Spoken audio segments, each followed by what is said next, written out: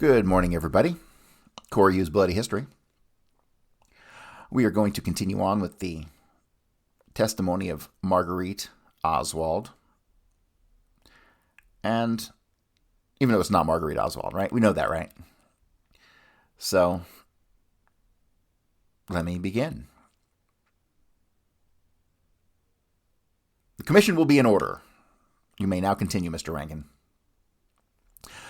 Mrs. Oswald then says, Mr. Rankin, you mentioned about the $1,600. Now, I don't know if you know for a fact that Lee had $1,600. It was publicized in the paper that he had $1,600, which is right here in 1959. Did he tell you anything about that at that time? No, sir. He gave me $100. And he and his brother Robert had arrived. And I'm assuming it was over me because Robert did not help me. And I have made that public in the Red Cross papers, that he had a family of their own, that they probably thought their duty was to their family. I had no help from the other two boys. And he gave me $100, and I stayed in this little place a few weeks, and then I got the job for $5 a week. And that is Lee's defection. So here's my only contact with Lee in Russia at the Metropole Hotel. This is dated December 18th, 1959. Now, I've settled with the insurance company, and I have a little money. So I sent a check to Lee for $20, and this is his little note. The only contact I had with Lee from the time of his immediate defection until the State Department 2 years later informed me of my son's address. And this is his little note that he needs money. So I would say that Lee didn't save $1,600 according to this proof. Now we're speculating, as you will admit, because you thought the letter to the school was from me. And you will have to admit that I have given you new evidence. And so maybe Lee didn't have $1,600 because he's asking for money there. That is when he's right in Moscow. Mr. Rankin says, of course, that is quite a while later. And she says, no, sir. He defected the end of November. This is December 1959. Rankin says, but she cuts him off. He had to make passage and have some money. I don't know if it took $1,600. I do not know, sir, but I'm saying 5 weeks later he needed money. We haven't gotten to this file yet. I will quote from a newspaper, the Star Telegram, 1959, his defection by Mrs. Eileen Mosby, who interviewed Lee in Moscow.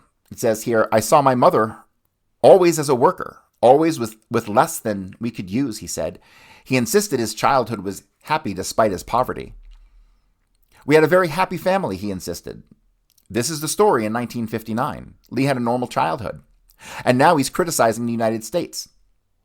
He says many things bothered him in the United States. Race discrimination, harsh treatment of underdog, communists, and hate. Then on the other letter, he's going to Russia to write a book. And there is another story, and another story, and all kinds of stories. So what are we to believe, gentlemen? Is he throwing us off the track because he is an agent? We're talking about speculation and newspaper papers and so on. And we know that when he came back, he did go to Mrs. Bates, Fort Worth stenographer, and talked about the Soviet Union. She made it public. And he only had $10, and he did not finish that story. And she said he was very nervous. And he did not say that he was an agent, but she got the impression that he was an agent. This has been made public in the Star Telegram. If you do not have that, I do. Rankin says, Mrs. Oswald, is that the photostatic copy of the letter about his booking passage? Yes, sir. You read the original? Yes, sir. And this material on the bottom is just your own writing? Yes, this was in this book. That is my writing at the bottom. The letter I was referring to is Exhibit 200. Yes, sir, it's this letter. We offer in evidence Exhibit 200. Admitted.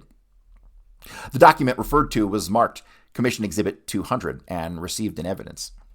Now this one starting, Dear Mother, received your letter and so forth. That's the one about the Marines when he was asking you about getting out of the service and your need and so forth. This is the letter which shows the different character of the boy that the newspapers are making of him. When I wrote and told him I had sold my furniture and that my compensation and medical was stopped, immediately my son sends a special delivery letter, and that is the letter. Received your letter, was very unhappy. I've contacted the Red Cross and they will contact you. This is a nice boy to do this immediately when he finds his mother is in trouble. He's not a louse, like the papers have been making him out. He might have had some bad points, but so do all of us. We will ask the reporter to mark this. The document referred to was marked Commission's Exhibit Number 201 for identification. Exhibit 201 is the letter you're referring to. Yes, sir. We offer in evidence Exhibit 201. Admitted. The document referred to was marked Commission's Exhibit Number 201 and received into evidence. Then, Mrs. Oswald, the other one that you received from Russia, with the check and the little note from your son Lee, is the one I'm showing you. Yes, sir. Will you mark that as Exhibit 202? The document referred to was marked Commission's Exhibit Number 202 for identification. We offer into evidence Exhibit Number 202 and ask to substitute a copy. Admitted. Mrs. Oswald then says, I followed up that request and sent the $20 bill in an envelope, and I have all of this, but I'm not going to go through all of this paper. You will have all of this. Dulles says, did that get through, just as a matter of curiosity? Yes, that was what I'm going to tell you. So I put a $20 bill immediately in an envelope and sent it to Lee. And then after I thought about it, I thought of a foreign money order. And gentlemen, I have all this in black and white for you, and this gentleman will copy and have it, everything I'm saying. So then I went to the bank and I got a foreign money order for $25 and I sent it to Lee. It all went airmail, but it came back 2 months later, Mr. Dulles. The $20 bill I got back in cash, and the Chase National Bank foreign money order, that check came back in cash. I will have that proof for you. I understand it comes back by boat, and that's why it took so long. So I had no way of knowing that my contact with my son was received successful. I didn't know until about 2 months later he'd not received my money. And by that time, well, I didn't know where he was because I came to Washington in January of 61 and had a conference with Mr. Boster, Mr. Stanfield. Rankin then says, do you think he was a Russian agent at this time? No, sir, I do not think he was a Russian agent. Representative Ford says, I thought you answered in response to a question I asked. When you thought he was an agent, you said he defected. Mrs. Oswald says, I might have said defected to Russia. No, sir. I never thought Lee was a Russian agent. Representative Ford, I mean an agent of the United States.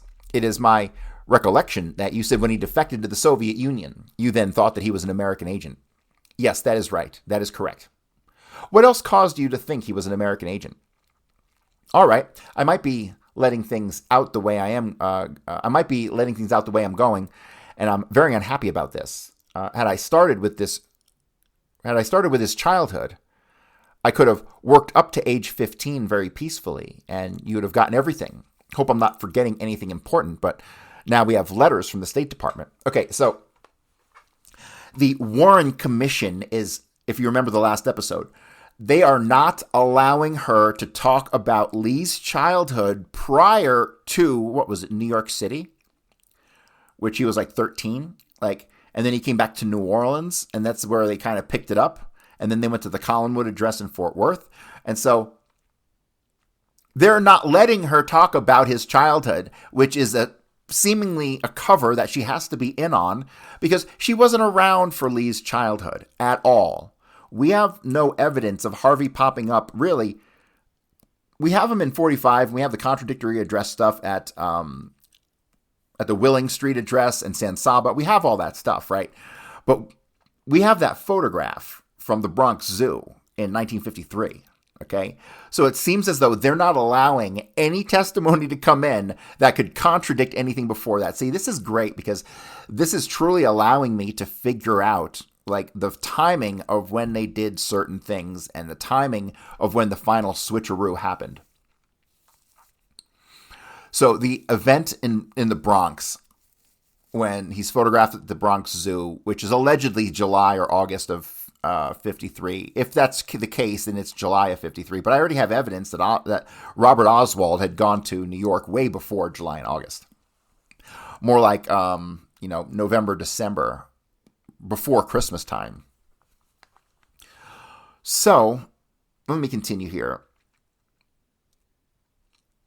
I'm going to reread that last paragraph because it didn't sit well with me. All right, I might be letting things out the way I am going. I am very unhappy about this. I don't understand what that sentence means. Had I started with his childhood, I could have worked up to age 15 very peacefully, and you'd have gotten everything. I hope I'm not forgetting anything important, but now we have letters from the State Department. Well, my trip to Washington has come before the letters to the State Department, sir, so I'm in conference with the three men. I showed them the letter from the application at the Albert Schweitzer School, and Lee's mail had been coming to my home. I didn't know whether he was living or dead. I did not want to mail these papers, so I made a personal trip to Washington. I arrived at Washington at 8 o'clock in the morning. I took a train and borrowed money on an insurance policy I have, which I have proof. I had a bank account of $36, which I drew out and bought a pair of shoes. And I have all that in proof, sir. The date that I left for the train, it was 3 days and 3 nights and 2 days on the train, or 2 days and 3 nights. Anyhow, I took a coach and sat up. I arrived at the station 8 o'clock in the morning, and I called the White House. A Negro man was on the switchboard, and he said the offices were not open yet. They didn't open till 9 o'clock. He asked if I would leave my number. I asked to speak to the president, and he said the offices were not open yet. I said, well, I have just arrived here in Fort Worth, Texas, and I will call back at 9 o'clock.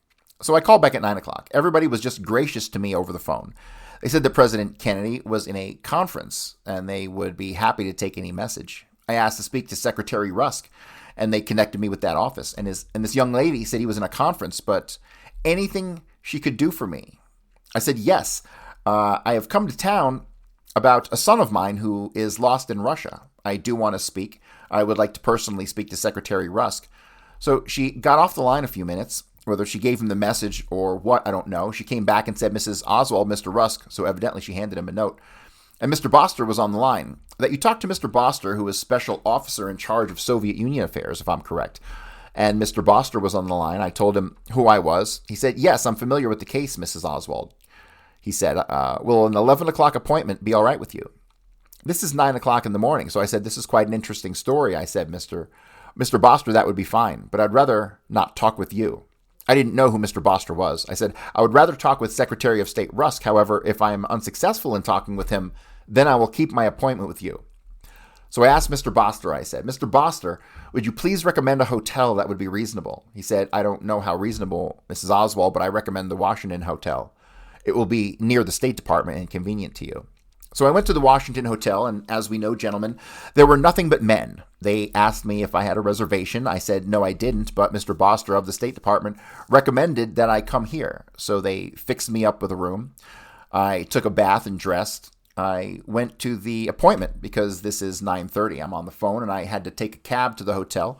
I arrived at Mr. Boster's office at 10:30, but before arriving at Mr. Boster's office, I stopped at a telephone in the corridor. And I called Dean Rusk's office again because I didn't want to see Mr. Boster, and I asked to speak to Dean Rusk. And the young lady said, Mrs. Oswald, talk to Mr. Boster. At least it's a start. So then I entered around the corridor into Mr. Boster's office. I have all the pictures of the State Department and everything to prove this story is true. I told the young lady, I am Mrs. Oswald. I have an 11 o'clock appointment. Mr. Boster came out and said, Mrs. Oswald, I'm awfully glad you came early because we're going to have a terrible snowstorm, and we have orders to leave early in order to get home. So we called Mr. Stanfield. The arrangements had been made now. The other man, I don't have that name here for you, Mr. Rankin. Is it Mr. Hickey? Yes, Mr. Hickey, you're correct. So then we were in conference, so I showed the papers like I'm showing here, and I said, now, I know you are not going to answer me, gentlemen, but I'm under the impression that my son is an agent. Do you mean a Russian agent? I said, no, working for our government, a U.S. agent. And I want to say this, that if he is, I don't appreciate it too much, because I'm destitute and just getting over sickness on that order. I had the audacity to say that. I had gone through all this without medical, without money, without compensation. I am a desperate woman. So I said that. What did they say to you? They did not answer that. I even said to them, no, you won't tell me. So I didn't expect them to answer that. Did you mean they were seeking money from them? No, sir. You were seeking money from them? No, sir. I don't think that my son should have gone in a foreign country and me being alone. What I was saying was that I think my son should be home with me, is what I really implied. Did you tell them that? In other words, that I said before, I didn't come out and say that I wanted my son home, but I implied that if he was an agent and that I thought he needed to be home. Did you say anything about believing that your son might know full well what he was doing in trying to defect to the Soviet Union? He might like it better there than he did here. I do not remember saying this. I know what I did say, and they agreed with me. I said, because I remember this distinctly. I said, now he's been exploited all through the paper as a defector, if he is a defector. Because as we stated before, I don't know that he is an agent, sir, and if he is a defector, that is his privilege as an individual. And they said, Mrs. Oswald, we want you to know that we feel the same way about it. That was their answer. Did you say anything about possibly he liked the Soviet way of life better than ours? I may have. I do not remember, sir. Honestly, I may have said that. I recall that they agreed with me and they said we want him also to do what he wants to do. So now this is January 2nd, 61. This is my trip to Washington. Approximately 8 weeks later, on March 22nd, 61, which is 8 weeks, I received a letter from the State Department informing me of my son's address. Do you recall that they assured you there was no evidence he was an agent? No, sir. There was no comment to that effect. And they told you to dismiss any ideas from your mind? No, sir, they did not. Are you sure they didn't tell you that? I'm positive. I said to them, of course, I don't expect you to answer me.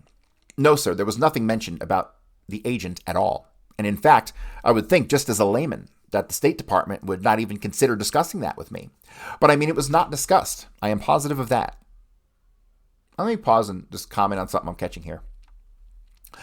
She's saying here her trip is January 2nd, 61 to Washington. And she's bringing like articles and stuff and documents and papers to the White House. And Mr. Bost, is that his name? I don't remember. Whatever. But here's the problem. The 986-page file on Marguerite Oswald is dated in 1960. The one that goes back to 1941 and talks about the Nazis in New Jersey and all that stuff. When you look at that cover sheet, and that's how we know this document exists, the 986-page document, it's got some weird indications on it because it has like your normal headings and stuff, and then it says received from. You know, when you have like when you send a letter in the CIA or FBI or whatever, intergovernment, it'll say the name of the person it's going to, name of the person it's coming from, and it'll have a whole bunch of other data in there and some codes and whatnot. The 986-page file has Marguerite Oswald's name in the from line. But that doesn't make a goddamn bit of sense at all. The way that cover sheet is laid out, if you took it at face value, it would seem to indicate that Marguerite Oswald provided the government in 1960 with 986-page file. But that doesn't make any sense at all, does it? Why would Marguerite Oswald be putting together a file that was then memoed to people at FBI or CIA? The notes at the bottom of this document say final release, meaning whether or not it could be transferred from where it's at now to the investigators, was dependent upon ONI. So naval intelligence is in possession of this 986-page file. The routing sheet that was going between FBI agents, I believe it was, because I don't have too many CIA documents, that indicates that it was from Marguerite Oswald, but that cannot be correct. Just explain to me how that could possibly be correct, right? So that gives us a lot of problems because, number one, if she sent the 986-page file, that doesn't make any sense. But if she did, hypothetically, and that was in 1960, what is she bringing to these people here in 1961, these couple articles and pages that she has? So to me, that totally nullifies the idea that she had anything to do with sending a 986-page file. But they did have and were in possession of a 986-page file in 1960, which is before this trip to Washington. Right? You see what I'm saying? Like, this doesn't make sense here. And why is it naval intelligence who has to sign off on the final release of that file to FBI? Which wasn't done, I don't believe. The file wasn't released, if I'm not mistaken. So that doesn't make any sense at all. Let me continue. If they recorded in a memorandum as of that date that they did say to you, that would be incorrect. That is incorrect, emphatically incorrect. That is incorrect because I said, I don't expect you to tell me. But if he is an agent, I didn't think it was the thing to do. Well, on January 21st, was my trip to Washington, 1961. Approximately 8 weeks later, March 22nd, 1961, I received a letter from the State Department informing me of my son's address, which you probably have. If you don't, sir, I have the copies. And also stating that my son wishes to return back to the United States just 8 weeks after my trip to Washington. That's probably about correct. Now, you want to know why I think my son's an agent, and I've been telling you all along. Here is a very important thing why my son was an agent. On March 22nd, I received a letter of his address and stating my son wished to return back to the United States. You have that, sir? Yes. On April 30th, 61, he marries a Russian girl, approximately 5 weeks later. Now, why does a man who wants to come back to the United States 5 weeks later, here's the proof, April 30th, 61 is the wedding date, marry a Russian girl? Because I say, and I may be wrong, the U.S. Embassy has ordered him to marry this Russian girl. And a few weeks later, May 16th, 61, he's coming home with the Russian girl. And as we know, he goes out of the Soviet Union with the Russian girl, with money loaned to him by the U.S. Embassy.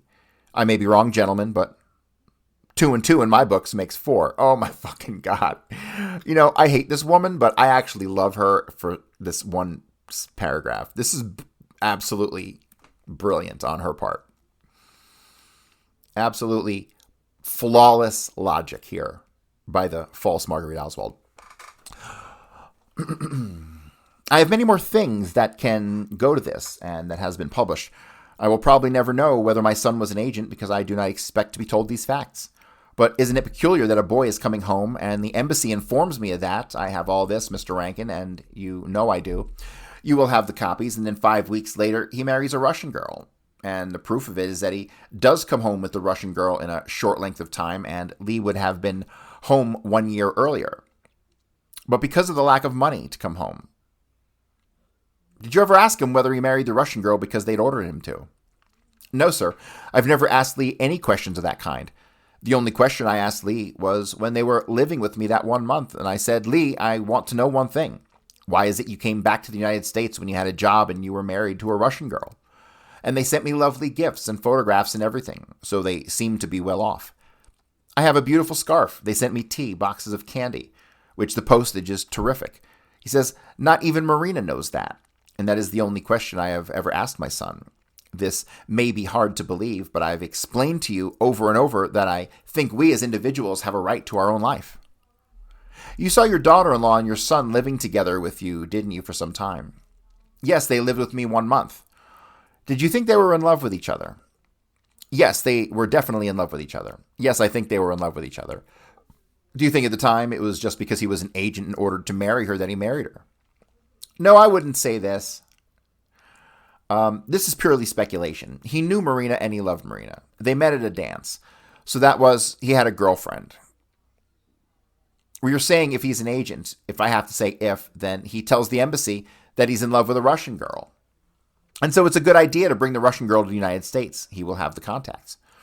Now, when I was in Mrs. Payne's home, on the table was a lot of papers from Lee. The Daily Worker I happened to know about, and many, many subversive. Now, I say if Lee is going to assassinate a president or Lee is anything, that he's otherwise an agent. Lee would not have all these other things. He would not have his finger in everything. He would not be reading only communism and Marxism, that he would be a fanatic about one thing and have a cause to assassinate the president. But that is not the picture of Lee Harvey Oswald. Lee has his hand in everything. What do you mean by everything? Well, Cuba, because we know in New Orleans he was arrested for fair play for Cuba. He read the Daily Worker, and the other ones I don't know, but it was in the paper. There is plenty of subversive material. What about books? Did he read books much while he was living with you? Yes, he read continuously. He went immediately to the library upon coming to the U.S. He read continuously. All kinds of books. I tried, when he defected, I went to the library to find out the kind of literature that Lee read, but they could not give me that information. They said the only way to give me that information was when a book was overdue and was out, but otherwise they have no record. Now it's been stated in the paper, maybe New Orleans is different, I don't know, but I know in Fort Worth I could not get the information. Stated he had books, the assassination of Huey Long and things of that sort. Whoa! Whoa! Whoa. That's fucking wild because it was Oswald's fucking uncle who shot Huey Long. Paul Polo Voitier was one of two guys, the other guy named Messina, I believe, who were believed to have been the guys who actually shot Huey Long. I should really do a deep dive on Huey Long at some point. I just got 20 years of to-do list with fucking Kennedy, right? So, damn, reading books on the assassination of Huey Long. I wonder if he knew that it was his uncle. Well, it's Harvey we're talking about, so I don't know, man. I just don't know. They must have had a different system because in Fort Worth, Texas, they do not have that system. The only way they can tell if a book is out, but I know Lee read, and I have stated in 1959 all of this. Anyway, from Vincent Peale on down to anything you want to mention, Lee read continuously. Now, is there any time that Marina said anything to you that led you to believe that she thought your son Lee married her because he was an agent? No, sir, not at any time at all. You think she loved him? I believe that Marina loved him in a way, but I believe that Marina wanted to come to America. I believe that Lee had talked America to her, and she wanted to come to America. I say this for a lot of things that happened, that Marina wanted to come to America. Maybe she loved him. I am sure she did anyway. She said that she did. I'm not clear about this being ordered to marry her. You don't mean that your son didn't love her. Well, I could mean that if he's an agent and he has a girlfriend, and it is to the benefit of the country that he marry this girlfriend, and the embassy helped him to get this Russian girl out of Russia. Let's face it, well, whether he loved her or not, he would not take her to America, and that would give him contact with Russians. Yes, sir.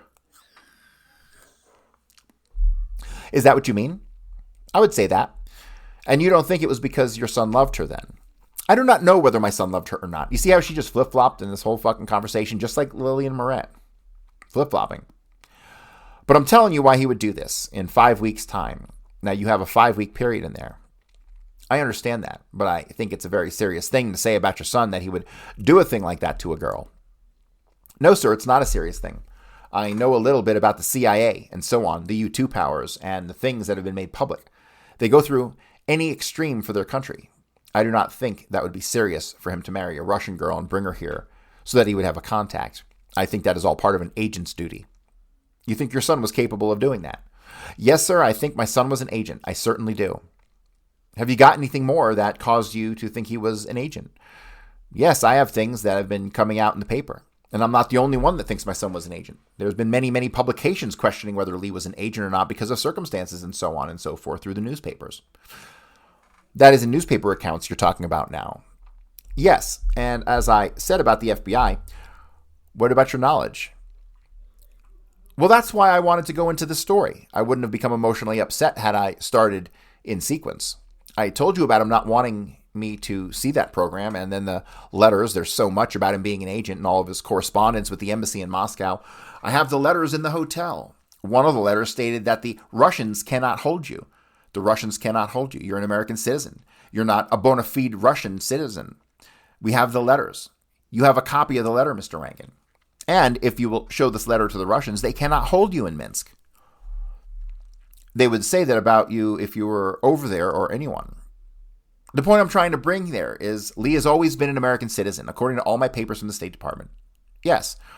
And they would say that about anyone, all right? I will grant you that. You're probably right. So that doesn't prove he's an agent that I can see. Now, how do you feel it shows that he was an agent? Because he has the sanction of the American embassy all through this affair. Oh, hang on a second. You know, something just kind of struck me. You know when, like, you got a dope dealer and he's got to drive, like, across the state or something and doesn't want to get caught. And so if there's a chance that the cops are going to get onto them, they have, like, a bait car that will do something so the cop will go and pull that car over and get off the tail of the dope dealer with the dope in the car. What if fucking Lee Oswald and going to Russia and him being in the papers as a defector and saying I want to defect and all this stuff, that made a lot of ruckus. What if he was the bait car? What if there was something else going on that they needed to distract from with this American defector? What else was going on at the CIA and possibly in Russia in, let's just say, September 59 through December 59? What was going on there? But here's the biggest problem that we run into with all these stories is that the Albert Schweitzer School application, that was filled out in March of 59, right? And there was correspondence back with him to the Marines that said, hey, we have room for you in like the April semester of 60, right? And we have those letters, right? They're well documented. This is like months and months and months before he ever leaves the Marines. So that means the entire story about the hardship letter is nonsense, right? This is the sheep dipping activity. This is absolutely 100% the sheep dipping activity. Because in March of 59, Lee Oswald will do a whole bunch of testing. He'll do the Russian test. He'll get his GED. He'll do a lot of administrative stuff. He goes to, just prior to that, he goes to Yuma, Arizona, and then he goes to San Francisco because he's taking part in some kind of like military training exercises, right? And so immediately after that, he's back in Santa Ana in March, and then he's knocking out all this testing and stuff, right? So that's the issue there. So what it tells me is that the Albert Schweitzer School, the testing, the Russian test, all the stuff was administered to him. All this was done as part of a ploy in March. Why'd they do it in March? Maybe because they knew the correspondence from Albert Schweitzer School would take months. And that's why they did it so far in advance. But it leaves a trail. See, how could the fucking Marines not have... They had documentation of those letters to him, right? They keep track of all the correspondence in and out. How the fuck could they not have known about that, right? All the testing happens. The application of the Albert Schweitzer School happens all in March of 59. And then he puts in for the hardship. The hardship application goes in at, like, was it August? And then he's out by September. So... that's awful unusual. Yeah, it's all part of it was all planned in advance. It had to have been. So I'm questioning some of these. I'm questioning why they brought up the Albert Schweitzer application and then they never got into the date or explained any of what I just told you. All right, let me continue. So that doesn't prove he's an agent that I can see. Now, how do you feel it shows he was an agent? Because he has the sanction of the American embassy all through this affair. They would give that to any of us. All right, so you're telling me, but this man is married to a Russian girl and does come back within a short time and could have come back sooner. It was the lack of money, and that's another thing. The State Department repeatedly writing me, and I have the letters for the money. I have copies of my letters also. I could not raise the money. I said I had a 54 Buick car, and all I could get a loan on was $250. When did she have a 54 Buick? Well, obviously it was after 54. So that means, hang on a second. Let's fucking work this out here. She had a 54 Buick. She didn't have it in 54. 54 is in New Orleans. 55, she couldn't have had a new car in 55. Or could she have had the car in 54 when they made it back to Fort Worth? Did they have a fucking car at 2220 Thomas Place? Did the false Marguerite have a Buick at Thomas Place? That's a big question. Because after Thomas Place, they're back in New Orleans. Well, at least one of them's in New Orleans, and Harvey is probably still in Fort Worth. And so, when the fuck did she have a 54 Buick? This is important. This 54 Buick is majorly important because she's not alleged to ever have had a car. So when the fuck did Marguerite Oswald allegedly have a 54 Buick? If someone wants to find that out, that'd be fantastic. They wrote back and said, you could ask some friends, or do you have any relatives? $800 and some odd dollars they needed. And I went to 12 very prominent people in Vernon, Texas. One who is a very respected citizen that they recommended me to go, who has a citizen award. And I felt very confident maybe he would help me. I told him that my son, who was a very young man, who was an American citizen, is trying to get back to the United States, but there's a lack of money. And if he knew of any possible way he could help me. He said, "You mean he's a defector?" I said, "Possibly so. The paper said he was a defector." And he said, "Well, I'm sorry, Mrs. Oswald, but these boys that are in the service and defect, I don't have any use for." And I said, "Don't you go to church, sir?" He said, "Yes, I do." And I said, "Probably you go to church to put that on your hat. Because here's a boy, let's say he's made a mistake. He's gone to Russia, but let's say he realizes now he made a mistake and he wants to come back. Are you telling me you won't help him?" "That's what I'm telling you, Mrs. Oswald. I don't have any use for anybody." Which Senator Tower said that he would not help Lee, which made it public. These are nice people saying this. So she went to John Tower directly? That's interesting. I say the ones who are down and out are the ones who need the help. This boy was a young boy. Let's say he is not an agent. Let's say he just defected to Russia. Yet he wants to come back. He deserved a helping hand. I went to 12 people. I did not beg, but I presented my case, and not one offered to help. Didn't you understand the State Department had to try to find out if they could, or you or your son could get the money from other sources before they could advance the money? Yes, sir, I understand that. I'm trying to tell you that I tried awful hard, but with no success. So they were just trying to do their duty in that regard, were they not? It could be, yes. It could be. You don't think that makes him an agent just because they asked you? I think, well, as you say, they would probably help anyone.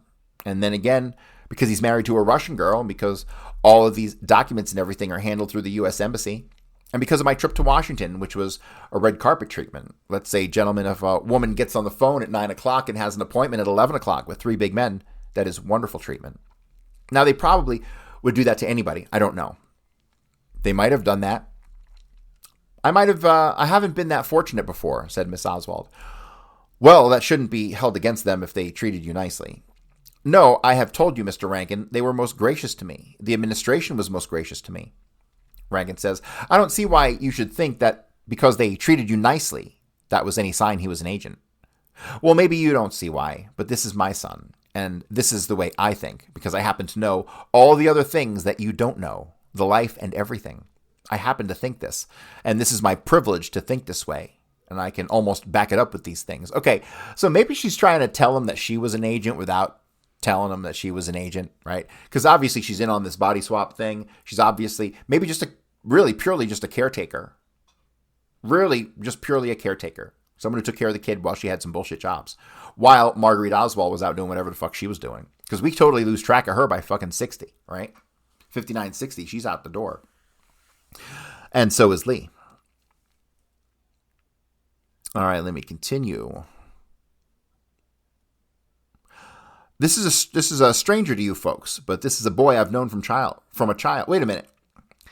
This is a stranger to you folks, but this is a boy I have known from a child. Well, shouldn't she have known him his whole life? Shouldn't she have said that very differently? Shouldn't she have said, this is a boy I have known from a child? That's not something you say about your own son.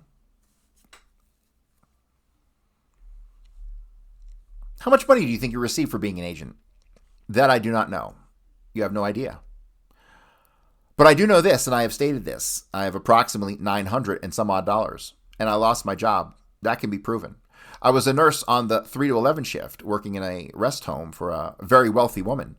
And it would have been at least a year and a half, because it was not that bad off. She's just an awful invalid. She's going to live quite a while.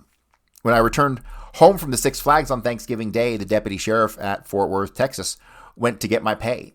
And the nurse, the 7 to 3:30 o'clock nurse, I went 3 to 11. And my patient cried and said that they were awfully sorry, but they could not have me back on the case, that the woman at the rest home refused to have me. Now, I was not working for the rest home. I was doing private duty. But I understand that, okay, I need to work out this timeline of where she was fucking working. But I understand that this is her place of business, and my presence there might have been her money part, but this is our Christian way of life. The boy was accused of killing the president with no proof, and then the mother loses her job. Now that's my position. You asked me the question, but Marina has $35,000 publicly, What she has, I do not know. Now, gentlemen, $35,000 is a lot of money in donation and dribs and drabs. It's a very large sum of money. I question, where does the money come from? Yes, she could, some of it could be coming from Lee's back pay, and she might have more than that. That was the amount made public, $35,000. And here is a mother without a job. And everybody knows I have no money. And my contributions are $900 and some odd dollars. Now, when you say that money and Marina's come from your son's back pay, what do you base that on? The speculation? I'm basing all of this on speculation, sir. If I had proof, I would not be taking my energy and my emotional capacity to bring all this out if I had proof that he was an agent. When then they asked you to contribute some money to help bring him home from Russia, did it occur to you that if he was an agent, the government would just pay his way? Yes, but they don't want the public to know he's an agent. They want me to have all this. They don't want the public to know. I'm going around to people. You brought up a very good point. I'm going around trying to get money for this boy to come home so the public knows. Sure, they could have given him the money to come home. Are you trying to get money now? I don't understand what you mean by that. I think, Mr. Rankin, you asked me the question that if he was an agent, that the government would have given them the money to come home without any trouble. I say just the opposite, that it's a very good point. If he was an agent, it would make it hard for him to come get the money to come home. Remember, I'm under the impression he's coming home with this Russian girl in order to continue his work. So he cannot be given the money immediately to come home because his mother might tell the story to someone. Lee, almost a year coming home for a lack of money. So then to have an excuse to loan him the money. There you go. Fucking can't believe I'm saying this. Like, she's nailing it on the fucking head. Nailing it. She's absolutely fucking right. The government would do the opposite of what you would expect them to do if he was an agent. They'd lend him the money. And it's funny because when you look at the payments he made back to the government, which he did make a bunch of payments, dude, he made some payments of like a couple $100s at a time. Where was he getting a couple $100s at a time if he's making like $20 a week? I mean, seriously. Did you ever learn he was getting any money from the Red Cross in addition to his pay? That is the Russian or Soviet Red Cross when he was over there. No, sir. You don't know what he did with that? I don't know anything about that. The Red Cross from here? The Soviet Red Cross? No, sir. I know nothing about that. Okay, so here's the deal. This is an interesting thing. So he had his salary at the radio factory in Minsk. But on top of that, he had an additional stipend from the government. And when combined, that total income was more than the plant manager at the radio factory he was making. It was a ridiculous amount of money they were giving him. The government was giving it to him. The Russian government was giving it to Lee Oswald. Interesting, right? You didn't know he was supposed to have gotten an amount equal to the pay he received from his job that he got from the Red Cross. I don't follow you. I do not know. I don't understand. He got so much a month from his job in the electronics factory. You understand that, right? In Russia. Yes. He was not in an electronics factory. I thought he was working in a radio factory. All right, fine. And then he got an equal amount, we understand, from the Red Cross of the Soviet Union. Did you know that? No, sir. Now explain to me, when you say the Red Cross of the Soviet Union, is that our American Red Cross in the Soviet Union, or is this part of the Russian Red Cross? This is part of the Russian Red Cross. I do not know that. It is not part of the American Red Cross. No, I do not know that. Their Red Cross is somewhat different than ours, I understand, because the government has so much to do with the activity there, that the Red Cross is closely associated with the government itself, while in this country, as you know, it is generally supported by the public. No, I did not know that. Now, one other thing pertaining to this, when Marina and Lee returned from Russia, and they were at my daughter-in-law's home, Robert's home, and I came home from a job in the country to see them. I said, up until this time, gentlemen, I thought Russians were peasant-looking people, like the public. And I said, Lee, she doesn't look Russian at all. She looks American. He said, of course, mother. That's why I married her, because she looks American, in front of my daughter-in-law and Robert. He bragged that she looked like an American girl. And there's all these little things sort of like that. As I say, I cannot remember everything in my life because I'm going, this is way back in a few hours' time, Mr. Rankin, but there's many, many things that can come up. How does this show that he was an agent at the time? I don't understand that. I don't either, but I'm telling you the expressions. He's making a point. And when I was going to make a point, Lee loved his work and loved the Marines. Lee loved the Marines, Mr. Rankin. Even coming back, he was a military man. And that was also been stated in the paper, that he had a military manner about him. I think District Attorney Wade remarked something of that order. People have noticed that. What made you think that he loved the Marines? Was there something that he did when he came back? Yes, He loved the Marines because his brother was a Marine, for one thing. And John Edward, that his career, 14 years. My brother was in the Navy. Hang on a second. My brother was in the Navy. You don't have any fucking brothers. Marguerite Oswald has no brothers. 2 of them died decades before at the age of like 18 or 20. Yes, they were military, but they've been dead since like the 30s. So what is she talking about? She doesn't say my dead brother. She says my brother was in the Navy. His father was a veteran. Hold on. Isn't his father your fucking father? Oh my God, this is the Lillian Moret shit with her brother all over again. I swear to God. These fucking people came up with this stuff just to put me in the madhouse. All right, so I'm going to call it here, and I'm going to let you ponder what the fuck she's talking about. Her brother was in the Navy, and his father was a veteran. Whatever. That doesn't make any fucking sense at all. All right. We're going to call it here for today, and I will be back next time where I will have some further analysis of this brother talk, because this is exactly the point that I'm at in my book that I'm writing, which will be out next month on Oswald. So, all right, everybody, I will be back next time. Thanks for tuning in.